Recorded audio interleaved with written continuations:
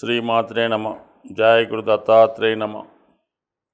ఈ వీడియోలో మనం తులారాశి వారు ఏ రంగంలో బాగా రాణించగలుగుతారు, ఏ వృత్తిలో వీళ్ళు స్థిరపడితే అనుకూలంగా ఉంటుంది, ఏ సంవత్సరంలో వీళ్ళ అభివృద్ధికరంగా స్థిరపడే అవకాశం ఉంది, మొదలగు విషయాలు ఈ వీడియోలో మనం పరిశీలిద్దాం.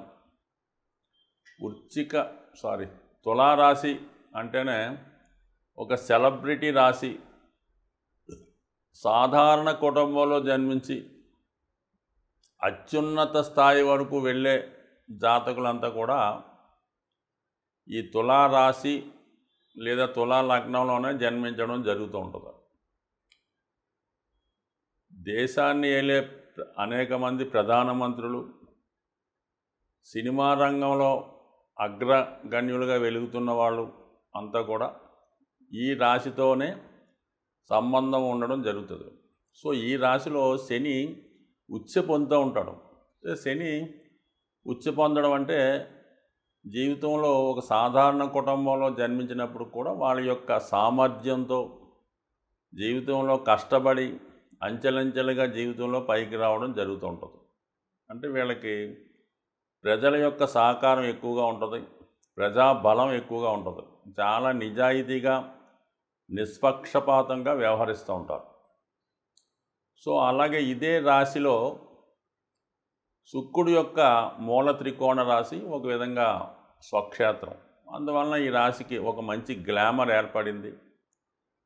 ఎంత లేని కుటుంబంలో జన్మించినప్పుడు కూడా వీళ్ళు సౌకర్యవంతమైన జీవితమే ఉంటుంది. అంటే మంచి అనుకూలమైనటువంటి బట్టలు, ఆహారం, మంచి స్కూల్లో చదువుకోవడం, మంచి పరిసరాలు, మంచి గృహంలో ఉండడం, ఇవన్నీ కూడా సాధారణంగా ఈ రాశి వారికి జన్మత రావడం జరుగుతుంది. ఇది హ్యుమానిటీ కలిగినటువంటి, మానవతా దృక్పథం కలిగినటువంటి రాశి.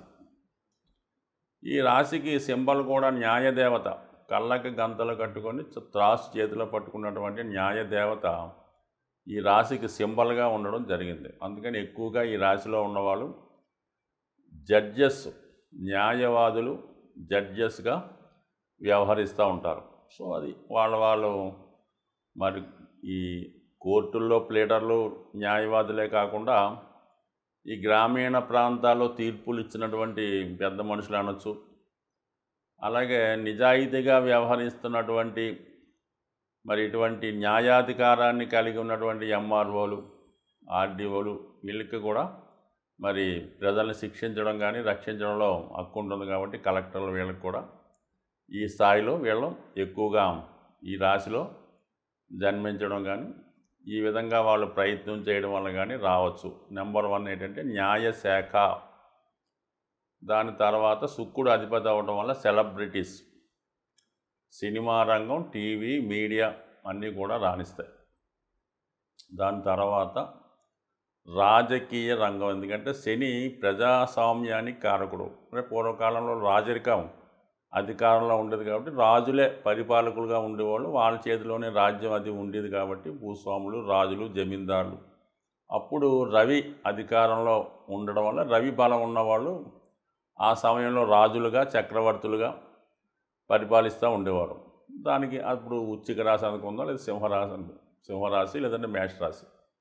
ఇప్పుడంతా కూడా మనకి స్వాతంత్రం వచ్చిన తర్వాత ప్రజాస్వామ్యం, ప్రజలు ఎవరిని ఎక్కువగా ఓట్లు వేసి గెలిపిస్తే వాడే రాజు, వాడే మంత్రి, వాడే ముఖ్యమంత్రి. అందుకని ప్రజాబలం ఎక్కువగా ఎవరికి ఉంటుందో వాళ్ళే మరి ఇప్పుడు రాజ్యాన్ని పరిపాలిస్తారు. అందుకని మరి తులారాశిలో శని ఉచ్చ పొందుతాడు కాబట్టి వాళ్ళకి ప్రజల యొక్క సహకారం ఎక్కువగా ఉంటుంది. కాబట్టి వాళ్ళు మరి ప్రజల యొక్క సహకారంతో రాజరికాన్ని సంపాదిస్తారు.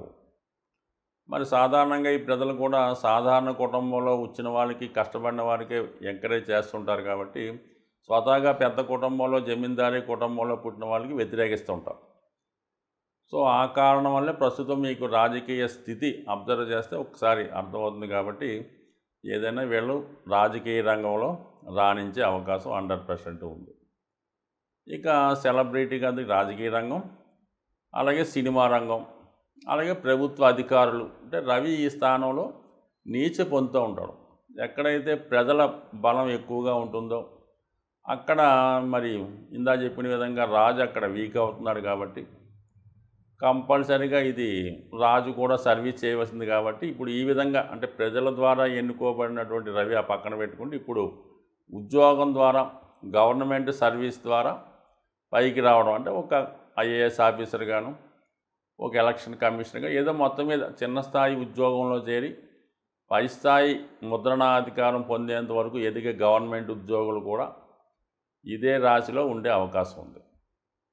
సో ప్రస్తుతం ఇది వాయుతత్వ రాశి అవ్వడం వల్ల మీడియా ఇప్పుడున్నటువంటి ఎలక్ట్రిక్ మీడియా అంటే యూట్యూబ్ అనుకోవచ్చు, టీవీ మీడియా అనుకోవచ్చు, మరి అలాగే వార్తలు సంబంధించిన ఇవన్నీ కూడా ఫేస్బుక్ ఇవన్నీ ఇంటర్నెట్ ఇవన్నీ కూడా దీనికి సంబంధించిందే కాబట్టి సాధారణంగా ఈ రాశిలో పుట్టిన వాళ్ళు ఏ ఉద్యోగం ద్వారా వీళ్ళు ధనం సంపాదిస్తున్న విషయం చాలామందికి తెలియదు. అయితే వీళ్ళ యొక్క జీవితం అంతా కూడా హైఫైగా చాలా కలర్ఫుల్గా ఉంటుంది. చాలా వరకు 2-3 వాహనాలు కలిగి ఉంటారు. అలాగే ఒక విలాసవంతమైన భవనంలో నివసిస్తూ ఉంటారు. కానీ వీళ్ళకి ఏ విధంగా ధనం వస్తుంది, సోర్స్ ఆఫ్ ఇన్కమ్ ఏంటి అన్నది చాలామందికి గుప్తంగా ఉండడం జరుగుతూ ఉంటుంది. సో ఏదైనా ఈ రాశివారు చాలా అదృష్టవంతులుగానే చెప్పచ్చు. అందుకని ఈ రాశివారు ఏ స్థాయిలో ఉన్నా ఏదో ఒక కర్తవ్యంలో నిర్వహిస్తే వాళ్ళ జీవితంలో పైకి వస్తారు. దాని తర్వాత ఏంటి వీళ్ళు ఒకే వృత్తిలో కంటిన్యూ అవ్వరు. ఒక వృత్తిలో స్టార్ట్ చేసి వేరే వృత్తిలో ఎండ్ చేయడం జరుగుతూ ఉంటుంది. ముఖ్యంగా ఇందులో ఉన్నటువంటి స్వాతి నక్షత్రం వీళ్ళే బాగా రాణించగలుగుతుంటారు ఈ స్వాతి నక్షత్ర జాతకులు. సో దీనికి స్వాతి నక్షత్రానికి కూడా వాయుదేవుడు అధిపతిగా ఉంటాడు, అధిదేవతగా ఉంటాడు నక్షత్రానికి. మనకి పురాణాలు పరిశీలించినప్పుడు భీముడు వాయుదేవుని అనుగ్రహంతో జన్మిస్తాడు. అలాగే ఆంజనేయ స్వామి కూడా అదే వాయుపుత్రుని యొక్క అంటూ ఉంటారు. సో వీళ్ళిద్దరూ కూడా ఆ అంశలో జన్మించిన వారు. సో వీళ్ళిద్దరికీ కూడా వాళ్ళ యొక్క శక్తిని వాళ్ళు తెలుసుకోలేకపోతుంటారు. ఆంజనేయ స్వామికి కూడా లంక ఎగిరే ముందు అంటే అందరూ కూడా నువ్వు చేయగలవన్నీ పొగిడితేనే అతను చేయగలిగాడు తప్ప తనకు తానుగా నేను నా వల్ల కాదని ముందు చేతులు ఎత్తేసాడు. దాని తర్వాత వీళ్ళందరూ జాంబవంతులు లాంటి వాళ్ళు ప్రోత్సహించడం వల్ల ఎంకరేజ్ చేయడం వల్ల అతని శక్తి అతనికి గుర్తు చేయడం వల్ల ముందుకు వెళ్ళడం జరిగింది. అలాగే భీముడు కూడా చాలా సందర్భాల్లో వెనకడుగు వేయడం వెళ్ళింది. మరి మిగతా వాళ్ళు ప్రోత్సహించడం వల్ల ముందుగా విజయం సాధించాడు. అంటే వీళ్ళ శక్తి వీళ్ళే గుర్తించలేకపోతుంటారు. ఎంత శక్తి ఉన్నప్పటికి కూడా వాళ్ళు గుర్తించలేకుండా వెనకుంటారు.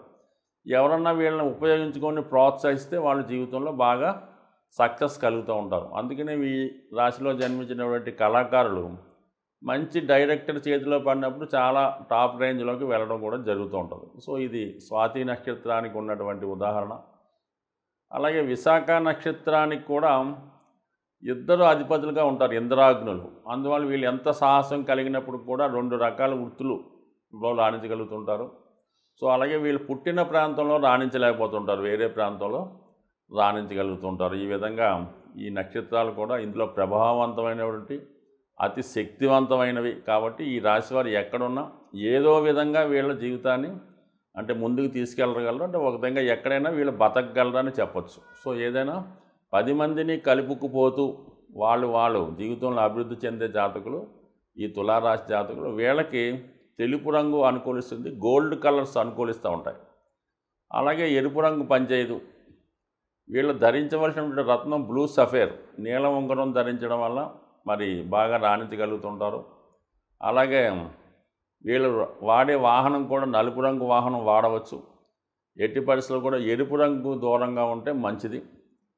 అది వీళ్ళు వజ్రాన్ని ధరించవచ్చు, పచ్చ ఉంగరాన్ని ధరించవచ్చు, కానీ బాగా కలిసి వచ్చేదే మాత్రం నీలం ఉంగరం ధరించవచ్చు. అలాగే 7 ముక్కాల రుద్రాక్ష ధరించడం వల్ల వృత్తిలో ఎవరైతే అస్థిరంగా ఉన్నారో, స్థిరమైన ఉద్యోగం లేకపోవడం కానీ ఎంత టాలెంట్ ఉన్నా దానిలో రాణించలేకపోయిన వాడు 7 ముఖాల రుద్రాక్ష ధరించడం వల్ల అతి తొందరగానే జీవితంలో స్థిరపడే అవకాశం ఉంది. బట్ ప్రస్తుతం ఉన్నటువంటి పరిస్థితుల్లో చాలా ఉంగరాలు స్టోన్స్ ఒరిజినల్ దొరకపోవడం వల్ల మంచి రుద్రాక్ష ధరించడమే చాలా ఉత్తమంగా పనిచేయడం జరుగుతుంది. బట్ ఏదైనా ఈ రాశివారు ప్రతిరోజు సూర్య నమస్కారం చేసుకోవడం వల్ల ఖచ్చితంగా జీవితంలో పైకి వచ్చే అవకాశం ఉంది. సాధారణంగా గ్రహాల యొక్క శాంతి కొరకు పంచభూతాలు అంటే మనకి గాలి, నిప్పు, నీరు, వాయువు, ఆకాశం అనే 5 తత్వాలు ఉండడం జరిగింది. దీన్నే మనం ఈ పూజాధికాలు నిర్వహించేటప్పుడు పంచోపచార పూజ అని చేయడం జరుగుతూ ఉంటుంది. సో ఇందులో ముఖ్యంగా శని భగవానుడు యొక్క అనుగ్రహం కోసం మరి శని భగవానుడు వాయుతత్వ రాశి అవ్వటం వల్ల ధూపంతో పూజించడం వల్ల, అంటే మీకు సాధారణంగా శివాలయాల్లో కానీ అమ్మవార్లకు కానీ ఈ సాంబ్రాణి ధూపం ఎక్కువగా వేస్తూ ఉంటారు. సో అది సింపుల్గా అగరబత్తీలు వెలిగించడం. అంటే చాలామంది ఏం చేస్తారంటే పూర్తిగా పూజ చేయని వాళ్ళు వారంకోసారి మామూలుగా చేస్తుంటూ ప్రతిరోజు కూడా ఉభయ సంధ్యల్లో ఈ అగరబత్తి వెలిగించి పూజ చేస్తూ ఉంటారు. ఇంకా ఓపిక ఉన్నవాళ్ళు సాంబ్రాణి పొగ అది గృహం అంతా వేస్తూ ఉంటారు. ఎక్కువగా అమ్మవార్లకి, శివునికి. అలాగే ఈ సాంబ్రాణి పొగ వేయటం వల్ల కనీసం ప్రతిరోజు అగరబత్తి 2 పూట్ల భగవంతుని యొక్క ఆరాధించడం వల్ల మీకు కంపల్సరిగా ఈ నవగ్రహాల్లో శని భగవానుడి యొక్క అనుగ్రహం లభించడం జరుగుతూ ఉంటుంది. సో ఈ కారణం వల్ల ఒకటి. అలాగే ప్రతిరోజు కూడా ఈ గృహంలో నిరంతరం ఏదో భగవంతుని యొక్క నామస్మరణ మోగే విధంగా, అంటే గతంలో కొన్ని చిన్న చిన్న బాక్సులాగా ఉంటే ఏదో ఓం నమో నారాయణయో, ఓం శివాయ ఏదో చదువుతూ ఉంటాయి. సో అటువంటి కూడా గృహంలో ఉండడం వల్ల ఏంటంటే పాజిటివ్ ఎనర్జీ ఆ గృహంలో ఉండడం జరుగుతూ ఉంటుంది. కాబట్టి సాధ్యమైనంత వరకు శని భగవానుడి యొక్క అనుగ్రహం కావాలంటే ఆ గృహం చాలా పరిశుభ్రంగా ఉండాలి. అలాగే ఇరిగిపోయిన వస్తువులు, పనికిమాలిన వస్తువులు, అక్కర్లేని వస్తువులు ఇంట్లో ఉంచడం. అలాగే కొంతమందికి ఏంటంటే ఓ 10 జతల చెప్పులు ఉంటాయి. ఏదో కొత్తవి కొంటుంటారు, పాత ఏం చేసుకుంటారో. ఈ చెప్పుల జతలు ఎక్కువ అవడం వల్ల ఈ కొంతకాలంకి ఆ నెగిటివ్ ఎనర్జీ వాటి మీద వచ్చే అవకాశం ఉంటుంది. కాబట్టి సాధ్యమైనంత వరకు ఈ చెప్పులన్నీ నిల్వ ఉంచకుండా ఎప్పటికప్పుడు దాన్ని అవసరం తీరిన తర్వాత బయటపడేయండి. ఏదో 1-2 చెప్పులు పెట్టుకోవడం అన్నది ఒక కొత్తమైన పద్ధతి. అలాగే ఇంట్లో వాడే చీపురు గట్ట దాన్ని కూడా మరి ఒక చోట కొంతమంది నిలువుగా పెడుతుంటారు అనమాట. అంటే కుచ్చు పైకి వచ్చేలా పెడుతుంటారు అనమాట. జ్యేష్ఠాదేవి చేతిలో ఆయుధంలాగా. ఎట్టి పరిస్థితుల్లో కూడా కుచ్చు అరిగిపోతే ఇంకోటి కొనుక్కుంటా ఏం పోయింది. అందువల్ల ఎప్పుడు కూడా అది నిలువుగా కరెక్ట్గా పెట్టాలి తప్ప కుచ్చు పైకి వచ్చే విధంగా మాత్రం ఎట్టి పరిస్థితుల్లో కూడా పెట్టలేదు. ఇవన్నీ కూడా అలక్ష్మికి కారణాలు అన్నమాట. సో అలాగే ఏంటంటే ఈ భోజనం చేయడానికి కూడా ఒక పర్టికులర్ టైం పాటించాలి. ఏ టైంలో పడితే ఆ టైంలో తినడం, ఎక్కడ పడితే అక్కడ తినడం, ఈ టీవీలు చూస్తూ ఈ మంచాల మీద కుర్చీల్లో సేరబడి ఈ విధంగా భోజనం చేయడం, ఏదో ప్లేట్లో భోజన పదార్థాలు ఉడించుకొని తినడం, ఇవన్నీ కూడా ఐశ్వర్యప్రదం కాదు. ఇవన్నీ కూడా శనిని ఆహ్వానించే ఇండికేషన్స్ అన్నమాట. ఈ అనాచార పనులన్నీ కూడా శనిని ఆహ్వానిస్తుంటాయి. అలాగే శుభ్రమైనగా ఉండడం, శుభ్రంగా భోజనం చేయడం, అలాగే ఆహార పదార్థాలు కూడా జాగ్రత్తగా వినియోగించడం, ఇవన్నీ కూడా లక్ష్మీదేవి అనుగ్రహానికి పాత్రలు అవుతూ ఉంటాయి. కాబట్టి సో ఏదైనా శని భగవానుడి యొక్క అనుగ్రహం కావాలనుకున్న వాళ్ళు ప్రతి పని కూడా పద్ధతి ప్రకారం నియమానుసారం చేసుకోవడం వల్ల వాళ్ళు కంపల్సరీగా శని భగవానుడు టాప్ రేంజ్లోకి తీసుకెళ్లే అవకాశం ఉంటుంది. స్వస్తి.